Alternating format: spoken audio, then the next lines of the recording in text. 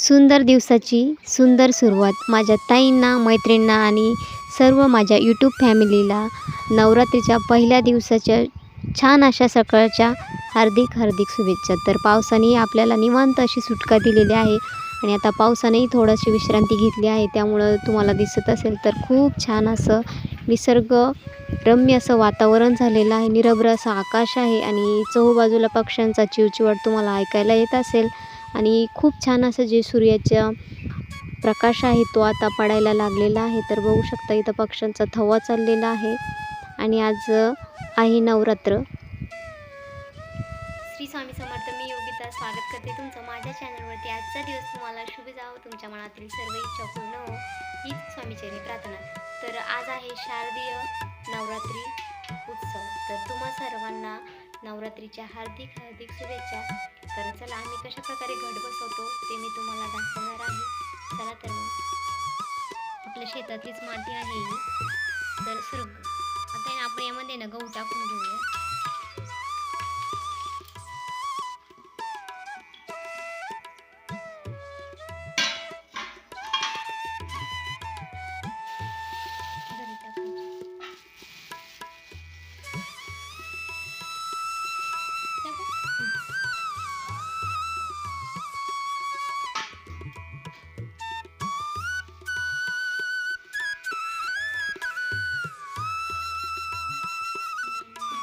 काढायचं आपल्याला याचं दगडाचं दिवा आहे, दगडी दिवा आहे. तर आता मी सर्व हे जे ताट आहे आणि हा दिवा आहे ना, तर हा मी आता घसून काढते. तुम्ही बघू शकता कसा खराब झालेला आहे तो. आणि हा आहे ना दगडी दिवा आहे आमचा, भरपूर जुना आहे तो. पहिले असेच दिवे असायचे आणि हा एक पत्र्याचा आहे, त्याचा लोखंडाचा. तर चला आता मी सर्व साफ करून घेते. बघू मग आपण फायनली आपल्याला कशात दिवा लावायचा आहे तो. तर आता आहे ना छान असं आपला दिवा घसून झालेला आहे, ताट घसून झालेला आहे. तर आता जे जे साहित्य लागणार होतं ते मी तयारी करून ठेवली होती. आता इथं पाटासमोर ना मला रांगोळी काढायची होती. तर रांगोळी काही नाही, मी जेमतेमच काढणार आहे. जास्त काही डिझाईन वगैरे मला काही जमत नाही, पण मला जशी जमेल तशी मी काढणार आहे. तर आजचा रंग होता पिवळा आणि पिवळा रंग हा उष्णतेचं प्रतीक आहे आणि पिवळा रंग हा उबदार असा मानला जातो. आणि 9 दिवस 9 प्रकारचे जे रंग आहे ते जर आपण परिधान केले तर आपल्या जो दिवस आहे तो आनंदात जातो आणि खूप छान असं जे आपल्या दिवसाची सुरुवात आहे ती होते. तर आता इथे मी छान अशी रांगोळी काढून घेतलेली आहे आणि साईडनं आपली जी काडी आहे त्या काडीच्या साहाय्याने थोडंसं आपला डिझाईन करण्याचा प्रयत्न करत होते. आणि आता फायनली आपली जी रांगोळी आहे ती तयार झालेली आहे. तर आता नाही देवाऱ्यातले आपल्याला देव आहे ना हे घ्यायचे आहे.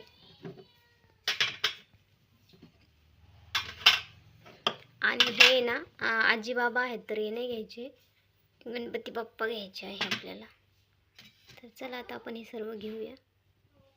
तर इथे ना आमच्याकडे अशा प्रकारे ना मी इथं टोपलं असल्याने तुमच्याकडं तर टोपलं किंवा प्लॅस्टिकची जी टोपली असते ना तिच्यामध्ये तुम्ही ही जी घट आहे तो मांडू शकता. तर इथे मी एक छोटीशी एक चाळणी होती, तिच्यामध्ये ना जे पाणी आहे ते खाली जातं आणि छान असं आपले जे धन आहे ते छान येतं.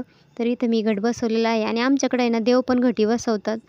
तर गावाप्रमाणे किंवा ज्याच्या त्याच्या प्रथा वेगवेगळ्या असू शकतात. तर आमच्याकडे ना जेव्हा घट बसवता तेव्हा अशा प्रकारे जे नागलीचे पानं आहे 5 नागलीचे पानं त्यामध्ये ठेवायचे आहे आणि त्याची जो आपला पूजेचं साहित्य आहे ते प्रत्येक साहित्य व्यवस्थित असं ते मांडून घ्यायचं आहे.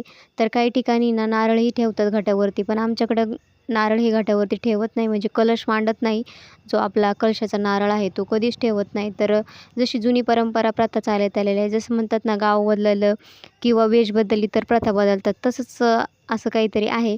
तर इथं आता मी जो धागा होता ना तो आहे ना आपल्या घटाच्या साईड बांधून घेत आहे. आणि आता तुम्ही बघत असाल तर आपली बऱ्यापैकी जी घटाची तयारी आहे ती झालेली आहे. आणि आजचा रंग होता पिवळा. पिवळा म्हणजेच जो आपला 9 दिवसाचे रंग असतात, जर तेच रंग जर आपण परिधान केले तर आपलं जे सकाळपासून तर संध्याकाळपर्यंतचा जो दिवस आहे तो खूप छान असा जातो. आणि पिवळा रंग हा उष्णतेचा प्रतीक जातो, उबदार असा मानला जातो आणि पिवळा रंग हा मन प्रसन्न करणारा असा रंग आहे. तर इथं तुम्हाला मी दाखवत आहे जे आपले देव आहे आपल्याला ते ठेवायचे आहे. तर इथं आता आपल्याला ना गणपती बाप्पालाही म्हणजे बसवायचं आहे. तर आता नागलीचे पानं घेतलेले आहे. 5 नागलीचे पानं घेतले होते मी, ते घटामध्ये ठेवलेले आहे. आणि आता आपल्याला जे देव आहे ते देवही आपल्याला आहे ना त्यांना आंघोळ वगैरे घालून त्यांनाही आपल्याला जे नागलीचे पानं आहे त्यावरती ठेवायचं आहे. तर आता आहे ना, कारण 9 दिवस आपल्याला जे देव आहेत त्यांना आंघोळ घालायची नसतेच. म्हणजे कसं सकाळी सकाळी आपण रोज उठलो की देवाचं आंघोळ वगैरे घालतो, देवपूजा करतो. तर या 9 दिवसात मात्र देवाला जे आंघोळ आहे ती घातली जात नाही. त्यांनाही देवीबरोबर घटी बसवलं जातं. तर आता मी देवांनाही आंघोळ म्हणजेच व्यवस्थित असं धुवून घेत आहे. आणि आता त्यांनाही आपण व्यवस्थित असं कोरडं करून जे नागलीचे पानं आहे त्यावरती मांडून घेत आहे. तर गणपती बाप्पाही आपल्याला तिथंच ठेवायचे आहे. सुपारी घेतलेली आहे, बदाम घेतलेले आहे. तर ते सर्वही आपल्याला आहे ना जी पूजा आहे ती व्यवस्थित अशी इथं करून घ्यायची आहे. तर सॉरीत ना, जरा व्हिडिओ तुम्हाला फिरताना दिसत असेल तर आपल्या आरूने शूट केलेला आहे, त्यामुळं थोडासा व्हिडिओ इकडं तिकडे होऊ शकतो. तर आमच्याकडे अशा प्रकारे जी पूजा आहे ती केली जाते. तर आता इथे ना मी कलशाला हळदी कुंकू लावून घेत आहे.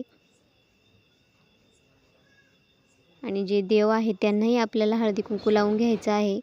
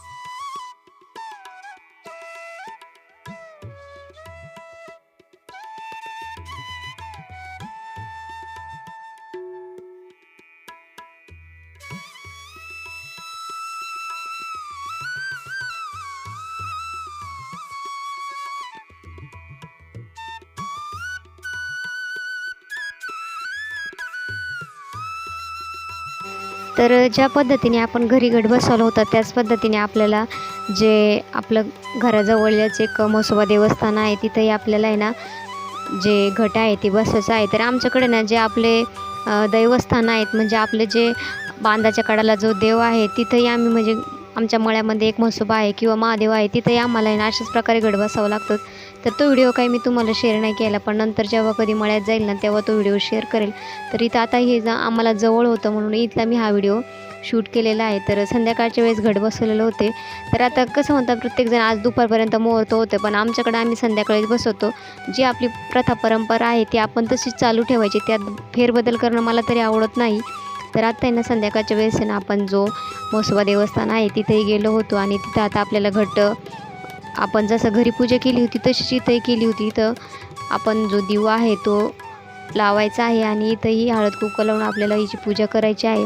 तर मी तुम्हाला सांगितलं होतं इथं नागलीच्या पानाची जी माळ आहे ती केली जाते. तर सॉरी तुम्हाला साईडला आवाज येत असेल तर तो इग्नोर करा. तर आता आपण आहे ना हे 5 पानांचे जे नागलीचे पानं आहे त्याचे आपल्याला आहे ना माळ करून घ्यायची आहे. तर प्रत्येक दिवशी वेगवेगळी माळ घातली जाते, ती तुळशीची असो किंवा आपली झेंडूच्या पानांची असो, प्रत्येक पानं जास्वंदाची पानं असो.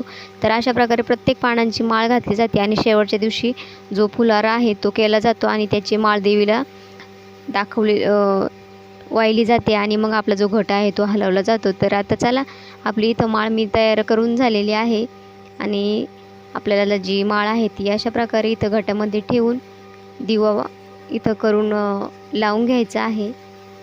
तर छान अशी इथं आपली पूजा झालेली आहे. आता ही पूजा झाल्यानंतर आपल्याला घरी ना आरती वगैरे करायची आहे आणि आरती झाल्यानंतर पुढील व्हिडिओ मी तुमच्याशी नक्कीच शेअर करेल. तर तुमच्याकडे कशा प्रकारे जी घटस्थापना आहे ती केली जाते तेही मला कमेंट करून नक्की सांगा. आणि हो, व्हिडिओ आवडल्यास लाईक शेअर सबस्क्राईब करायला विसरू नका. आणि असेच नवनवीन व्हिडिओ बघण्यासाठी बेल आयकॉनला प्रेस करा, म्हणजे तुम्हाला माझे जे नवनवीन व्हिडिओ आहेत ते बघायला भेटतील. आणि चला तर आता आपण आहे ना इथं दिवा लावून घेऊयात. बघू शकता तुम्ही, छान अशी दिवा लावण्यासाठी तिथं आहे ना सुविधा केलेली आहे. आणि असं छान अशी आपली इथली पूजा झालेली आहे. तर आता पूर्णपणे अंधार पडलेला आहे, तुम्हाला दिसत असेल. आणि बघा किती घट बसवलेले आहे.